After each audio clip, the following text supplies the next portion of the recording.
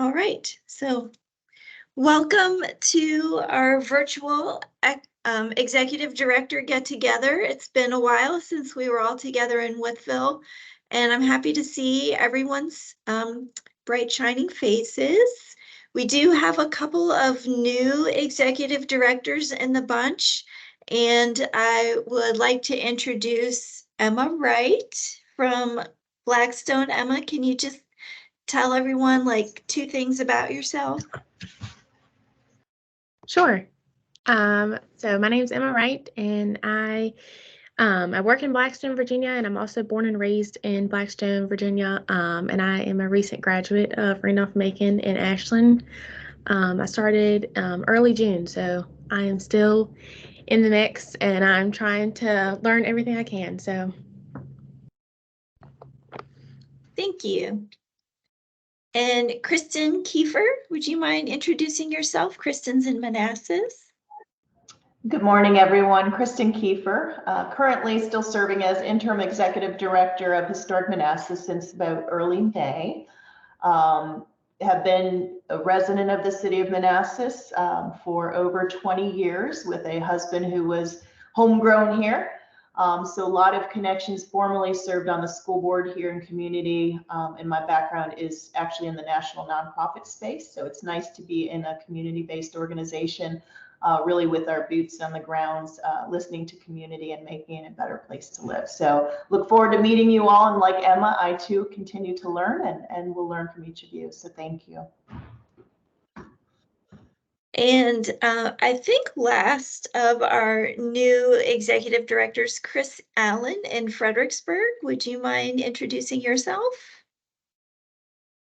Sure. Hi, everybody. So I'm Chris. I am the interim executive director here in Fredericksburg. I just came on at the end of June, so I'm still talking with Blair every day and figuring out how to keep my head above water. But I was previously on the board. I am also a small business owner here in Fredericksburg. Well, you are all very welcome. Is there anyone else new that I missed? All right, hearing none, I am going to go ahead and go through my slides. And Kyle is not able to join us today, but he sends his best wishes, and you just have to do with the substitute teacher, which is me. As you know, we use Microsoft Teams, and these are some of the features of Microsoft Teams. If you want to put some notes in the chat or read what other people are saying, that's all the way on the left-hand side. You can pop up and see everyone who's here if you push the people button to see the names of all the attendees who are here and those who were invited but didn't come. And then if you have a question, feel free to raise your virtual hand and someone on the team will call on you or find out what your question is. At all times, feel free to react. So hit the thumbs up, hit the heart, hit the applause button, laugh at people's jokes. Even though we're on mute, that doesn't mean that we can't be interacting with each other. If you would like to change your background, you can hit the 3 dots where it says more and change your settings. And if you would like to turn your camera on as opposed to off, you can hit the camera button. And the mic, we're asking to be switched off unless you have a question or a comment, because there is an echo today. And please do not hit the red leave button. We want everyone to stay for the whole conversation. So the Virginia Main Street representatives, everyone is on the call today except for Kyle. So I am the Virginia Main Street Program Manager and State Coordinator. Blair Bergler works with our grants programs internally, but externally to all of you. She is the rep for the Northern Virginia section of the state. Ellie Dudding McFadden covers the central part and then some of the central Shenandoah Valley. In Virginia, Kyle is Eastern and Coastal Virginia, and Zachary is covering the South side. And I am actually taking the Southwest Virginia territories. So those are the 5 different parts of the state and how things break down for the new folks, some faces with names. And today's guest is Kathy Frazier, the Virginia Main Street architect. She is the grande dame of Virginia Main Street. She has been the Virginia Main Street architect since the mid-1980s. So she's been here almost 40 years and just a wealth of experience and knowledge when it comes to architecture and public spaces, really building that visual public realm in Virginia downtown. So thank you so much, Kathy, for being with us today. And drum roll for what Kathy's going to be talking about, murals. So a lot of you have already completed mural projects. Some of you have mural projects in the works. Some of you have mural projects in the future, in your dreams. And I just wanted to really introduce a new resource to you. We have actually just published a tech sheet on murals that Kathy's team, Frazier Associates, put together for us, and we'll send a link to that at the end of today's agenda. But let's talk about murals, you guys.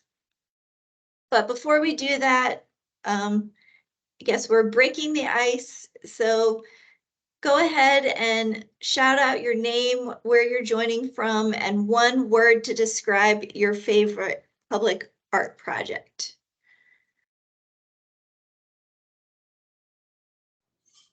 Are you gonna make me call on you? I'll start. Jenny Gaiman, Onancock Main Street, and Vibrant. Excellent. Okay, I'll go next. I'm Diana West from Gloucester, and my favorite public art piece is a big mural here in Gloucester that all of daffodils, which is suitable for the daffodil state. My name's Joelle Fryman, and I am with Experience Old Town Warrenton in Warrenton, Virginia. And my current favorite piece of public art is what we are in the process of working on now. And what is it? It's a mural. It happens to be a mural. So it's getting started, hopefully this week. And we're using a local artist, and it's going to be absolutely gorgeous. I'll go. My favorite art project is always whichever billboard we've painted.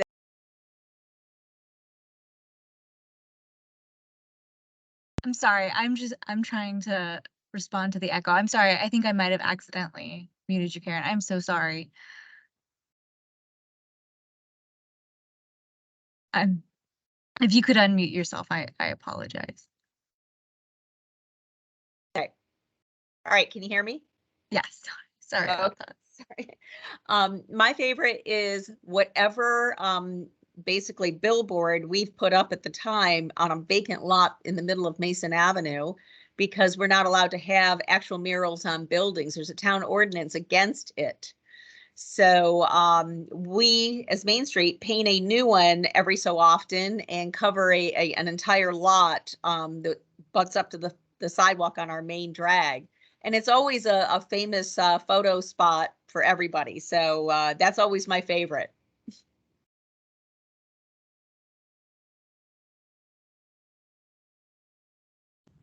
I can go. I can go. Oh, sorry. First. So I'm Emma Wright, and I'm from Blackstone. And someone just said before that they are excited about their new painting, and I am as well. We have a new painting coming, and so the one word to describe it would be puzzles, because Blackstone, we originated blacks and whites, and so it's like black and white pieces being puzzled together. It's pretty cool.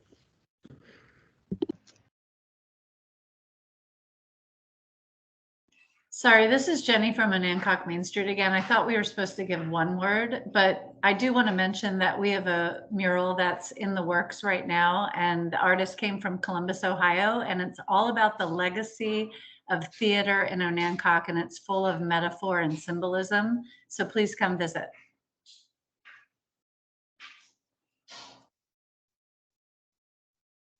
Can you hear me?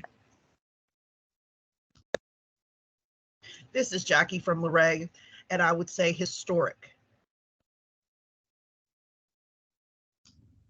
Kathy Stewart, St. Paul Tomorrow in St. Paul. My one word is trains. This is Vanessa. This is Vanessa Rebentish from Tazewell Today in the town of Tazewell. And my one word would be, well, I used to. One would be collaborative, and then the other word I would use is mountainscape.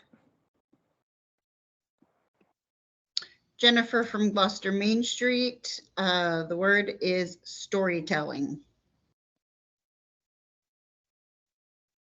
Hi everyone, this is Andrea from Harrisonburg. I would say my word is Richmond because I'm so jealous of how amazing their institutionalized public art program is. Hey, it's Diana. I got kicked out, so I guess I wasn't supposed to go.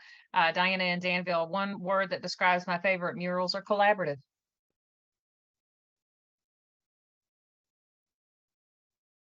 Hey, this is Rebecca Logan with Main Street Lexington in Lexington. My one word is jealous.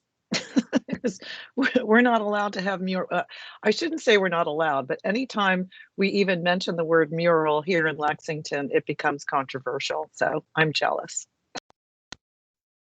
This is Ashley in Lynchburg. Shout out, by the way, because we saw each other in Lexington. So I just want to say hi. I'm from Lynchburg. I'm sorry, I'm very slow today. I'm Ashley. I'm from Lynchburg.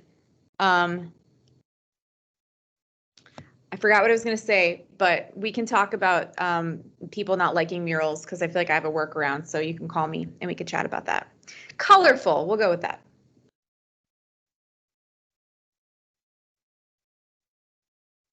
One last person. Any takers? Beth from Tappahannock, Virginia. Today, my favorite word to describe public art would be bronze because we just accepted our first donation of public art installation in the last couple weeks. So super excited. Thank you guys so much for getting us started on that.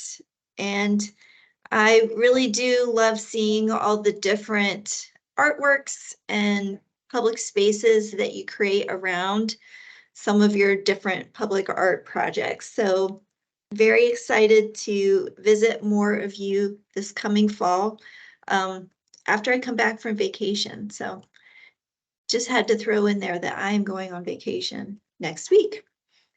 All right, heads up.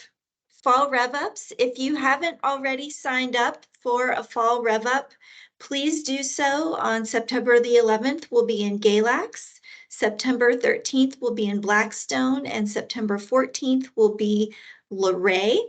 And we're focusing on preservation-based economic development, and Kathy Frazier Associates will be our primary speaker, but the intent here really is to get out into the host community and start to look at some of the design features in those places and how preservation can support economic development there.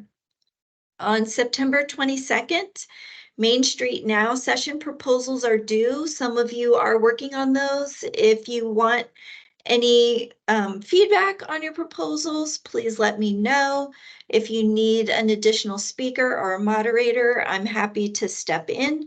So please reach out if you're working on a session proposal. There is another, this is optional, training workshop series in October on real estate development, and it's called the Development Ready Workshop Series.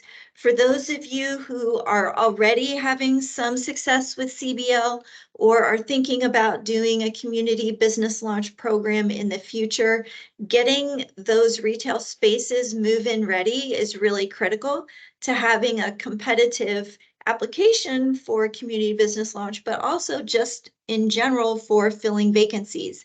Nobody wants to move into a rat's nest. So how can we turn those things around? That's what this workshop series is about. So it's a single day workshop. October 23rd will be in Wytheville.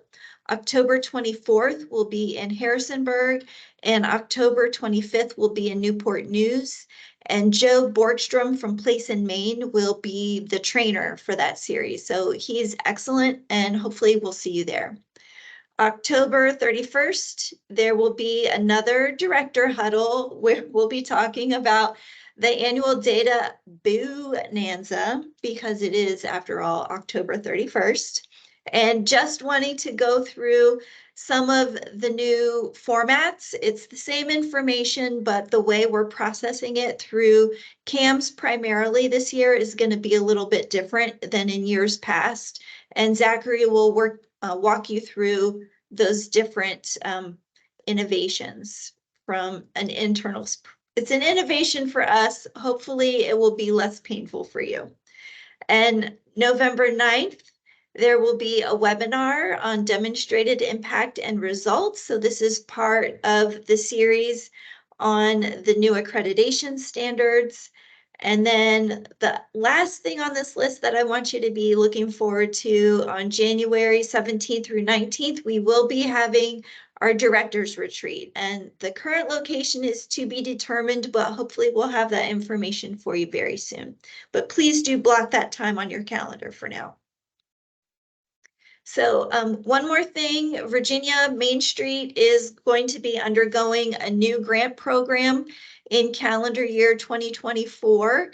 I'm currently in the process of selecting a consultant to do pre-planning assessments for all of your communities to identify existing planning efforts and try to come up with a grant project that's still around planning, but is not going to be repetitive of any of your existing efforts. So if you've just finished a master plan, this could be an opportunity to look at a small area plan. And maybe at the end of this, it's clear that you are all planned out and don't need anything. But at the end of 37 assessments, we'll identify about 15 of your communities that will be invited on an invitation-only basis for approximately $50,000 in grant funding for planning. We hope that those grants will be awarded and under contract no later than November of next year. But just wanted to give you a heads up that we do have another grant program opening up in the next calendar year.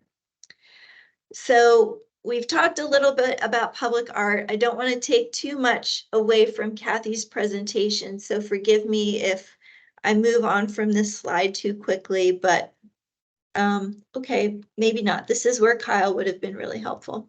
So talking about your favorite mural or public art project, I'm going to start with Ashley because I know she's had quite a few successful mural projects. Ashley, what made your mural project so successful and how does it help your downtown flourish? Sure. Well, first, thank you. So our Art Alley project was a combination of a street mural. We did a rotating art gallery that is panels that are installed on the buildings, and a couple key murals on the garages there. I think for that project, maybe the success points, number one, I think the term collaboration was used a lot. I think that's good. Specifically, the call to artists allowed a lot of different artists to participate, which can't always happen in mural, but it was helpful to us. I think a clear vision, what were we trying to create? We wanted, it was very simple in that area. We wanted it to spark joy. So it was a very colorful, kind of happy area. And I think the key also there was taking an underutilized space and turning it into something that people could enjoy and be a part of. I think more specifically, our Create Our Culture mural, which was by the Lynchburg Community Market, that's a little bit more of a traditional mural. That one, the purpose of that mural was to make downtown a more inclusive place and for everyone to feel welcome. And we knew that our staff at the time was not really the right people to determine what that would look like and design it. So we collaborated with a local marketing company that was Black owned, and they collaborated with a couple different local muralists of color to make sure that they were really designing and determining what that would look like. And ultimately, we actually handed over the majority of the control of that mural over to them. And I think what resulted in that was just a much richer design and process. And they brought a lot of family and friends to help them paint it. And actually, just kind of coming full circle, we are auctioning off all of our art alley pieces and reinstalling new ones. And someone actually submitted a piece of art that was a painting of them and their son standing in front of our Create Our Culture mural. And they were holding up a sign that said Black and Proud. And so like, we actually saw it actually did its job. You know, we saw that full circle of that was something inclusive that they could stand in front of. So it was a long answer, but I think including the community, I think knowing when it's better to let another group or other people determine what it is. And then obviously really great relationships with the property owners that you're putting a piece on. Thank you. And Kathy Frazier, I have a question, if you don't mind me asking in the middle of the presentation. Are you supposed to be leading this conversation, or is it me? To be honest with you, I was just supposed to be sitting in, and I guess so. Okay. I haven't seen so I'm happy to do whatever. But okay, I just wanted to be sure that I was following the directions. Yeah, Kyle just told me, and I said I'd be happy to be there, but I didn't. Okay. That was it. So you're in charge. Okay. I'm happy to fill in and comment whenever you need it. Okay, good. I just didn't want you to feel left out. And thank you guys for that administrative side note. Another person with some really successful mural projects, Jennifer Haggerty. What do you think was involved that stood at the center of success for your mural projects in Gloucester?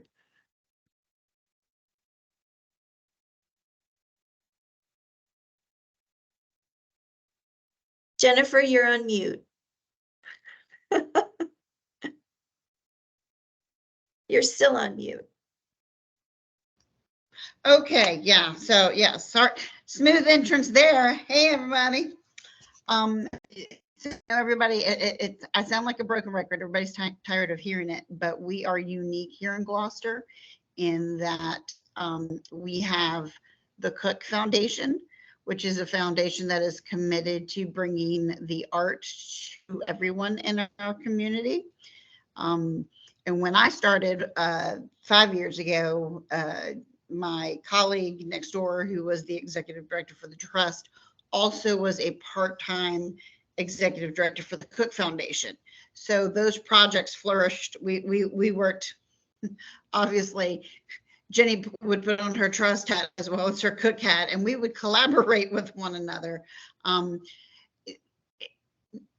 The thing that we would recommend to anyone that is looking at doing an art program or trying to bring any type of murals, if it's murals that you want to bring to your community, research, like figure out what would work best, possibly hold some community town halls or whatnot if you really want the community's involvement, but be careful with that.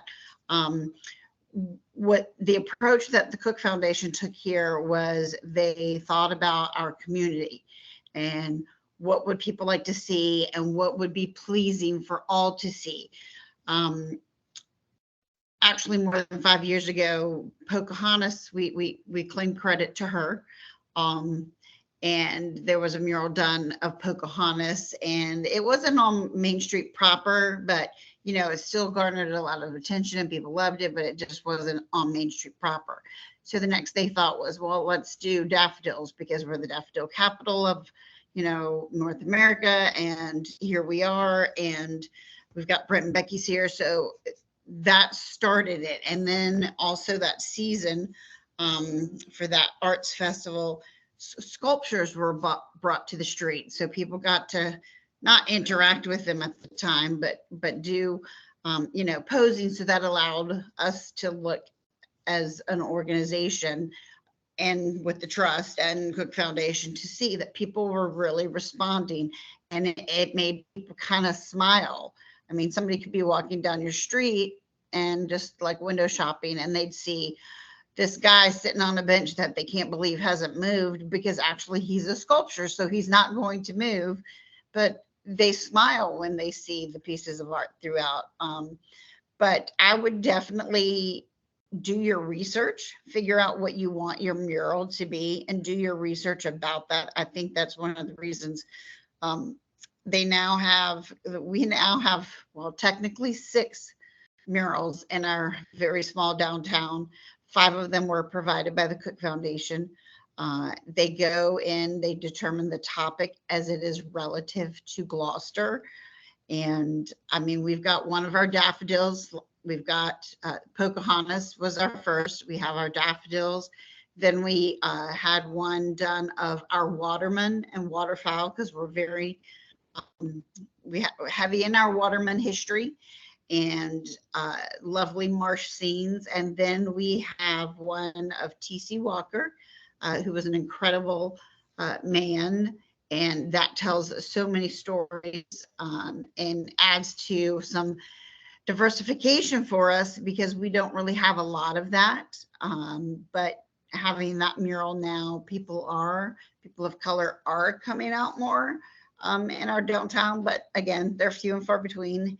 And now we have these really fun bee sickles that Matt Lively from Richmond did on an upper section. So really figure out what you're going to do, research that artist, or research who does that type of art, like who does botanicals, who does, you know, people of color that are just those murals are popping, who does, you know, who does bees. Research what you want to do and then go for that, because they're worth the money.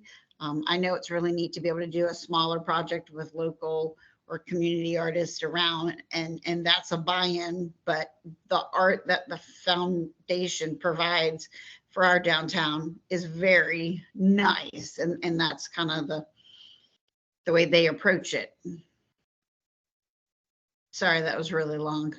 Actually, can I just say, I think what's really nice about your murals in Gloucester, it really tells your story in so many different ways. And they're just, you have some great murals. So I just wanted to say that. I love how you really connect to the community when you see those murals. I'll say this. So next year is the Cook Foundation's 25th year anniversary. And just you wait. Thank you, Jennifer. Andrea, I see you have your hand raised.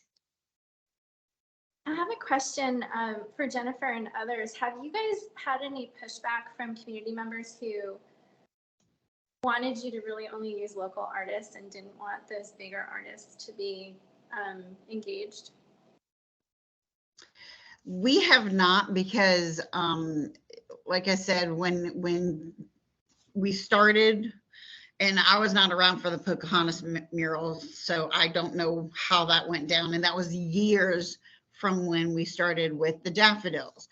And daffodils are harmless. Like, it's not, somebody's not going to come out, and there were different colors and types of daffodils. So we knew the mural was a harmless mural to start with, because of course you're always concerned. I mean, I always think in the back of my head, is somebody going to be ridiculous and graffiti it, or, you know, try to do something? Our sculpture guy, when we, in the wintertime, the guy sitting on the bench gets a scarf put around him, and I think it's adorable. Or they put a mask on him, or they put a red nose on him on Clown Red Nose Day.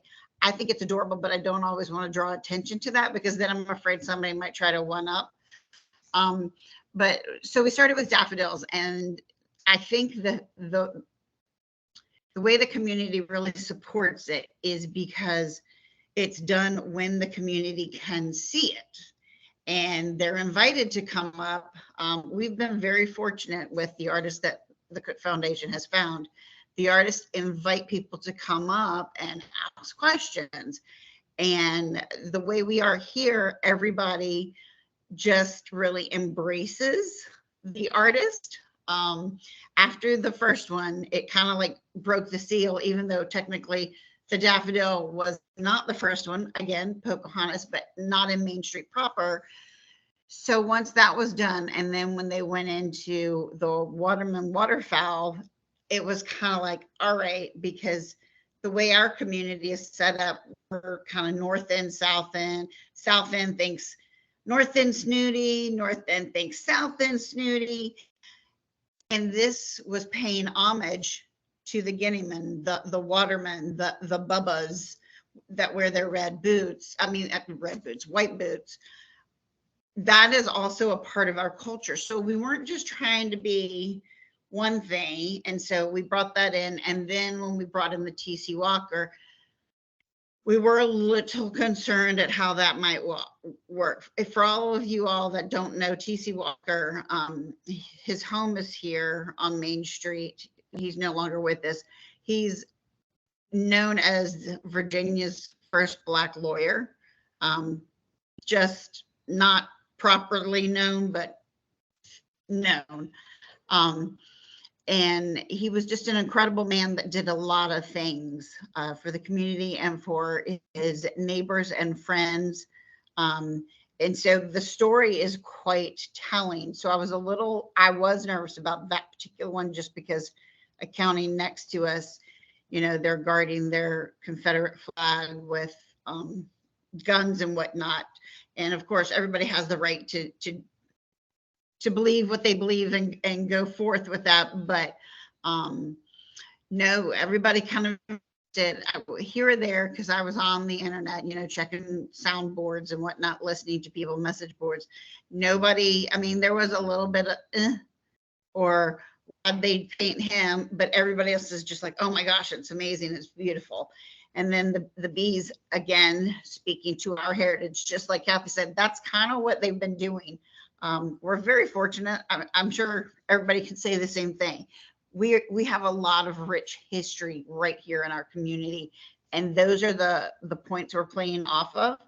And it's not just one particular set that we're touching on every single type. So I think that's the community, they embrace them because they see the artists, and people bring the artists while they're out there working, jugs of water, soda, bananas. I've seen it. They'd be like, what would you like for lunch? You go across the street to one of the restaurants, buy it to go and bring it. So I think the community itself really appreciates what the art actually is. And so they, at that point, say, you know, he or she is one of ours. So they become a community member while they're painting it. Sorry, that was long again. Thank you for that. Has anyone else worked with national level artists on any of their murals? And how did you go through the process? Onancock Main Street is currently working with an artist from Columbus, Ohio. And for our first two murals prior to this one, we used a Virginia Beach artist. We did get a little bit of pushback from the community here and there with a few comments from the Eastern, well, I'm not going to say who, but I think if you're using artists from outside of your area, you're going to have at least one person who says, well, why aren't you using local artists? Hopefully we'll get funding to do more and more. And hopefully we can incorporate the artist community on the shore because it's very vibrant. We put out an RFQ for regional national artists, and we got a lot of great applicants, and it's been like an amazing process for Onancock. And whenever I walk around the downtown, I just can't believe we finally have murals. And it's just, people are so excited about it. It has increased awareness about our Main Street program, and it definitely engaged a lot of people on social media platforms and got visitors to our website. So, you know, lots of press releases in the paper, and a TV station came, and so it's been incredible. And I want to thank Virginia Main Street for the funding, because all the funding came from them. And without that, it would have been a much slower process trying to crowdfund or get money another way. So thank you. And that was through a downtown investment grant. Okay. For the Yes, current yes. one. And then the other one was the high visibility technical grant from Virginia Main Street. I think you're muted. Yeah, that first one is for new communities only. Right, yes, yeah, yeah. Thank you for that, Jen. Sure. Any other murals that you guys want to talk about? Who has a mural that they want to brag about?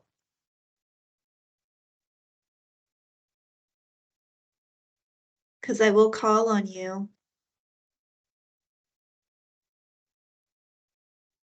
Okay, well, I don't want to make anyone feel awkward. Oh, Andrea.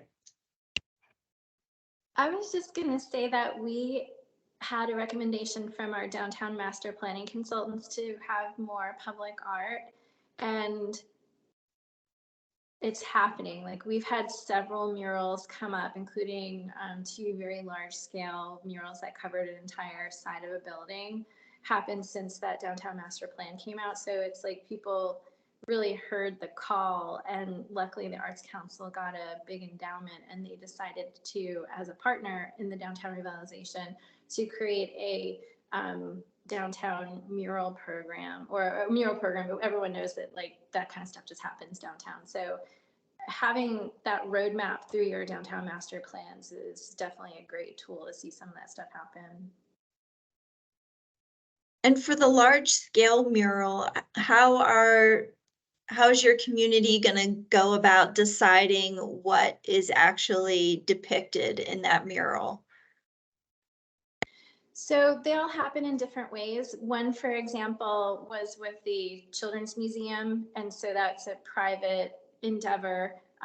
They actually had a local artist approach them about doing the mural and just submitted the design, and they loved it so much that they felt like they couldn't say no. Luckily, I just met somebody who wanted to throw some money around, which like never happens. And he just got us at the time where we didn't have anything shovel ready, and he wanted something. And since I just saw that design, I put them together. So that funded almost half of the cost, because there's like a per square footage cost that a lot of muralists use. So since it was taking over the entire side of the building, they had some more fundraising to go. So that was a design that was inspired by learning through play. And so that's how that one came about. The others, through the grant program with the Arts Council, that artist just submitted a design, and they had a task force that reviewed all of the submissions. So the community doesn't necessarily always have feedback on what some of these murals are, but we are helping to fund a gateway installation on the north end of town, which again was a recommendation in our downtown master plan. The city took the lead on it and created a public task force. And then we also had a variety of public engagement processes, virtual and also in person, where we asked people what kinds of themes and values and ideas would you like to see represented in the new installation. And you know, whenever we do that, usually people really advocate for certain ideals. And so they want every public art piece to be representative of our love of being a welcoming city and a refugee resettlement community, and a place that embraces all the languages spoken in our school and our agricultural heritage. And next thing you know, you've got like, you know, several really important ideals that need to be represented in one piece of art, and that's where things get a little bit tricky. So it will be interesting to see how that plays out with the design, but the artist is actually going to take all those ideals and sort of like list them on panels. So I guess sometimes the ideas come from the community, and other times they just come from the artist, depending on the source of the funds.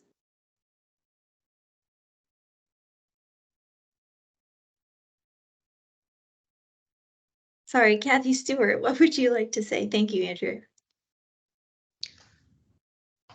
Well, I was just going to mention that in our alley project, which was funded by Downtown Investment Grant, we used photography for 2 pieces, which was a little different. When we did the RFP for artists, we did have a photographer submit ideas.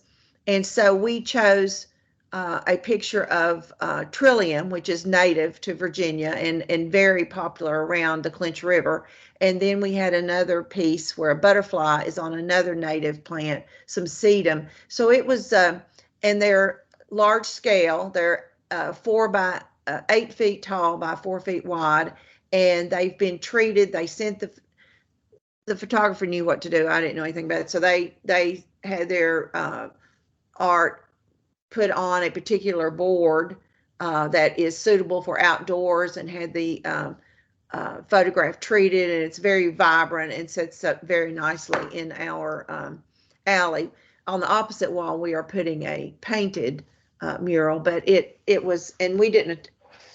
That was another thing too, about that they can be removed from the building because they're both historic buildings, so they're attached with very minimal application so that they could be removed if needed. But photography is another thing that could be used as a mural in any community.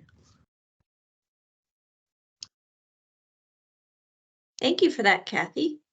Ashley, you were next in line.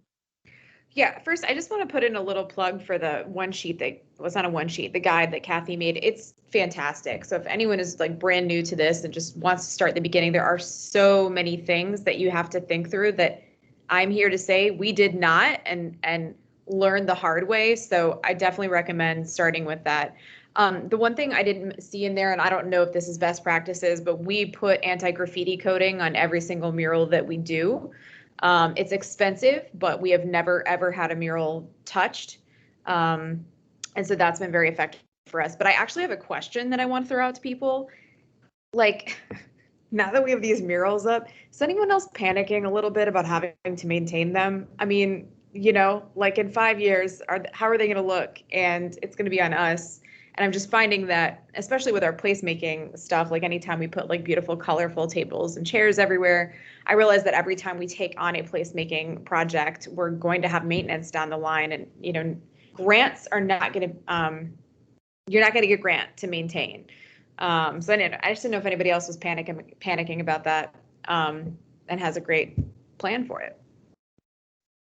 We have quite a few hands raised. If you can let me know in the chat if you have an answer to Ashley's question, that will help me.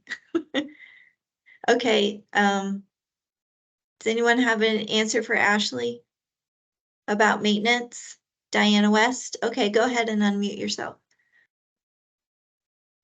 Yeah, hi, that is a very serious concern. And I had raised the question with somebody from the Cook Foundation about doing a smaller mural and having it be done by community members. And her immediate objection to that was the fact that for a mural to stay in place as long as ours have without needing any serious retouching, it's a very expensive thing to do. It's the quality of the paint, it's the preparation, and you really, there's a great deal that goes into it. So that is definitely something that people ought to keep as part of their considerations for do they want to do a mural, because they will need to be retouched or fixed or painted over in the next few years if you can't put all of the preparatory work and the super expensive paint into it at the very beginning part. So I don't know the exact details of it, but I can get them and pass them on to Courtney. But yeah, it's definitely something to be concerned about. Yeah, and when you pass on those details, Diana, if you could just let us have a sense of the budget for maintenance compared to the original application. Thank you. Jenny Geeman, you're next. Okay, I'm wondering, anyone with murals, is this, Courtney, is this a time where we can ask questions about, I'm just wondering how people, Yes. do you put plaques on your murals with the title and the artist name, and also a call to action to visit your website where you might have more information on the mural artist? And what do your plaques look like? And can QR codes go on a metal plaque or a plastic plaque?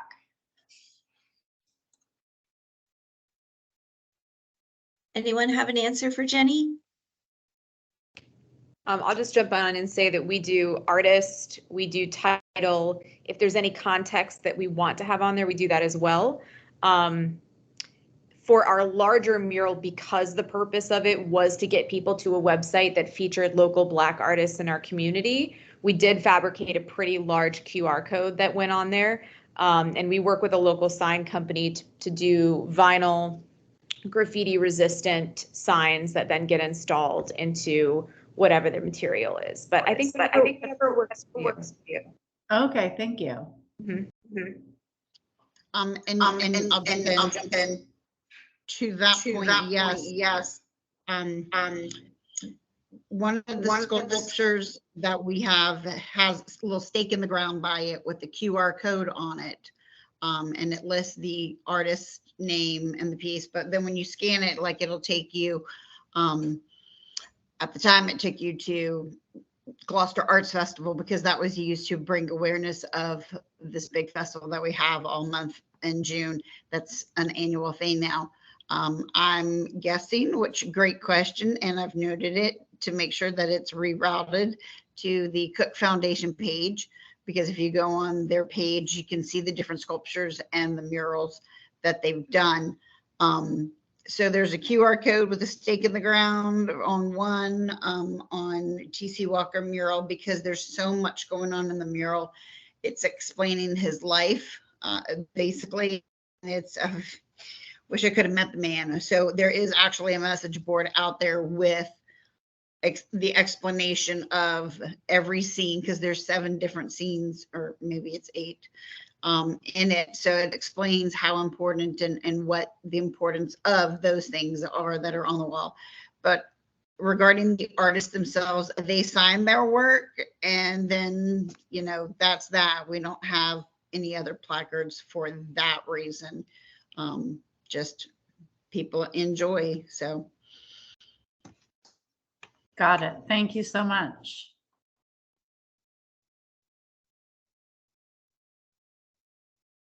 Andrea, I saw you had your hand up earlier. Did you still have a question or comment? I didn't have a question. You asked a question. I had an answer, but now I don't remember what you asked. No worries. No worries. It was actually about maintenance.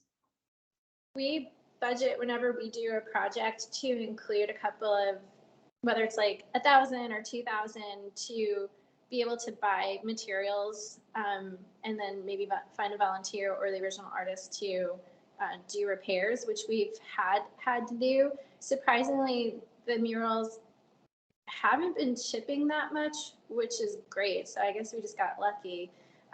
But we have some sculpture installations where people can like lay on them or run on them or climb on them, and we'll be keeping an eye on those. We had a local person do that installation, and he's there with his kids all the time, so he's kind of like our eyes and ears, and he'll do the repairs, and we'll just upstream materials to him or reimburse him for costs.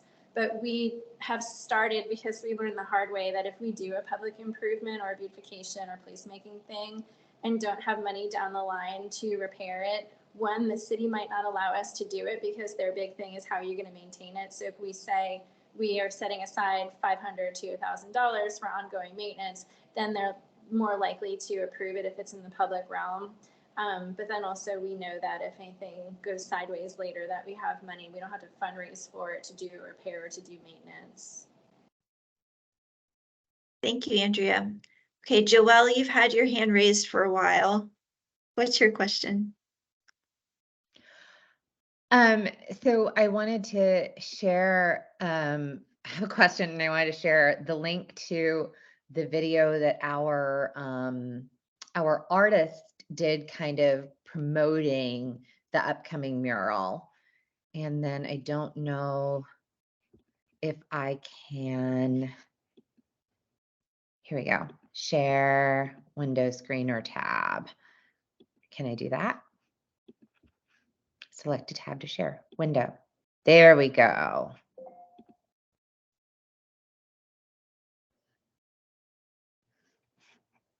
Is that visible? Yeah.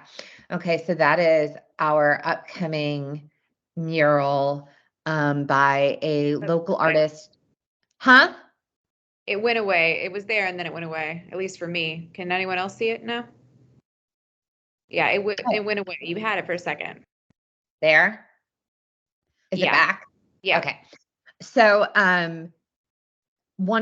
this building actually houses a business of one of our board members, and he just bought the building, which is how we so quickly and easily were allowed to progress with this. It's a local artist. This is her style. She's very well known and liked. She just opened up a studio in Old Town, and it's typical scene of the Blue Ridge Mountains and whatnot. And then the fox is a 3D plastic fox that is going to be kind of jutting out from the building. So it's more interactive, and then it can be utilized for different aspects of fundraising or whatnot. And we're potentially looking at rebranding at this point in time. So there's some talk of including the fox in that as well. So anyway, this is what we are working on, and we hope the plan is to have it done by the end of September. But the question that I have in regard to this is the artist really, and I really love her and respect her, but she's really jumped on this, and she's already created swag and marketing pieces and stuff. And she is selling mugs and pens and all different kinds of stuff. And she plans to auction off the mock-up that she did. And now all of this is income going in her pocket. And so I haven't run into this before, but when I saw some of the stuff, I definitely was a little, I was questioning it a bit. And the way she's kind of marketed this as well is more on her end and not so much on Experience Old Town Warrenton. So I'm trying to work hard to ensure that everybody realizes that this is something we initiated. When we hired her to do this and her, and I don't know if anybody has advice or experience on any of those aspects. Did you have anything in your contract that she signed originally about art regarding the logo? So this is the part that comes in. And again, these are all beginner mistakes that I'm sure were made by others at some point. But I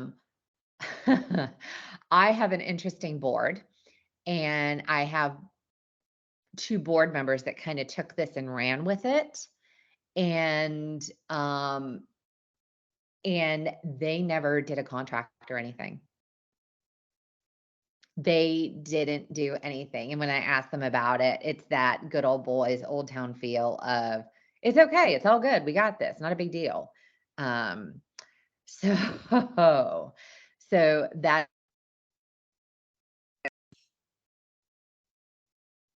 we have any recourse in any way, because they just didn't care about that step. Right. It's a beautiful mural. It's a gorgeous mural. Does anyone you. have any? Yeah, I was going to ask Kathy, is this covered in the tech sheet, or did you have a comment about the IP on that? You know, I was going to say that this has been a really interesting conversation today, and to hear what everybody's been going through with public art and murals. And what I tried to do with that tech sheet was outline exactly a process that you all could adopt in terms of, excuse me, how you go about getting a mural done, and contracts and maintenance and all those things. So, and there are several, I looked all over the country at different communities, and there's some that are very organized about how they handle murals. And this has been a great conversation, I think, and you've brought up all the things that sort of were coming up as I was doing that tech sheet. So take a look at that, and hopefully it'll give you some guidance about how to move forward with some of these things as you move down the pike. Because obviously murals have become extremely popular, and it is this great way to tell a community story. But then how does the organization and the community manage that? And I mean, you know, I've been doing downtown revitalization since, you know, the 70s, and we had a mural in Stanton actually that stayed in place for probably 30 years, and it was fine. And it just got painted over about 2 or 3 years ago, but with a new mural. But it was kind of amazing to watch that thing, and it told a story about Stanton for all those years. It was kind of fun. So when murals are done right, they're going to be in place for a good while. So anyway, hopefully the tech sheet will help you all with this. This has been a great conversation. I hope that helps.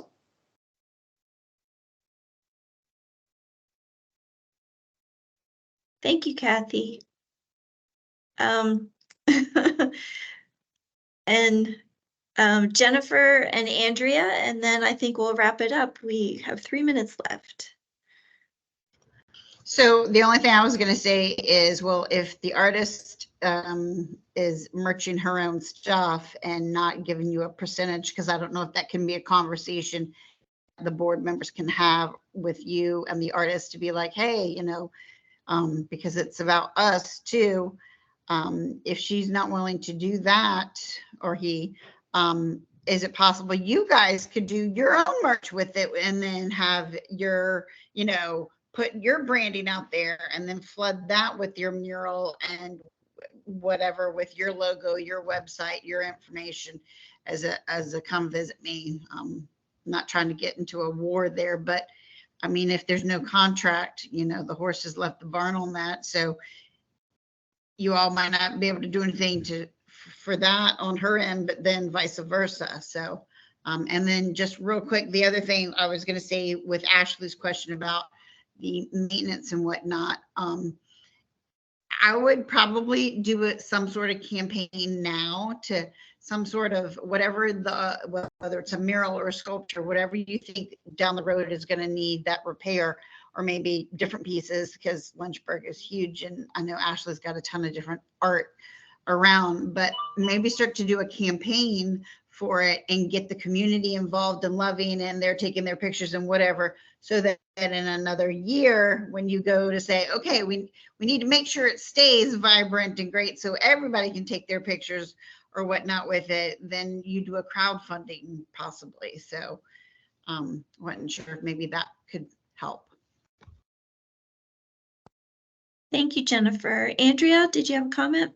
Yeah, I was just going to say, I think you just need to take back the messaging and put out a press release and get that in the local media about how this is your project, and to have a series of posts celebrating the mural, especially as you get ready to paint it and unveil it, and then to make sure that you guys are the ones that are doing the unveiling. And so just like take back the project from her or him. And also to like, I know it's not cool that she's selling all this stuff and not even giving you guys like a donation or anything, but it's actually kind of nice to see an artist that's very entrepreneurial and taking ownership over their skill and actually trying to go after like kind of what's theirs, because for a long time, like we've been asking artists to just paint things for free. And I know in our community and a lot of other places are shifting more towards honoring the fact that these people are skilled. So it's kind of within her right to earn an income from her skill. And I think she's actually very entrepreneurial, but I would take back the dialogue and the messaging there. Thanks, Andrea. That's exactly, that's where I had some, my thought process was kind of strained in both sides of that, because it's true. I mean, she's a local artist, and it is very impressive that she jumped on this immediately and is doing this. So I definitely have been struggling with both sides of that. So I agree.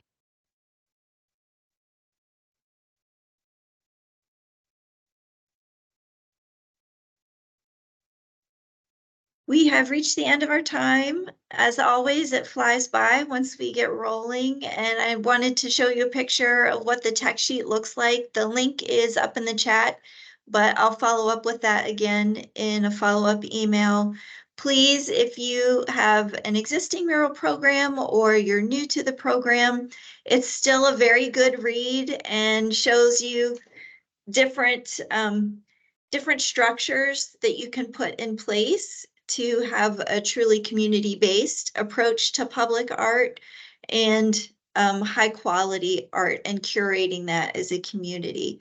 So I'm sorry, as always, we seem to run out of time, but I really do look forward to seeing you all together in person in January, if I don't see you at a Rev Up this fall. So Godspeed with your holiday event season, and we'll see you soon. Bye-bye.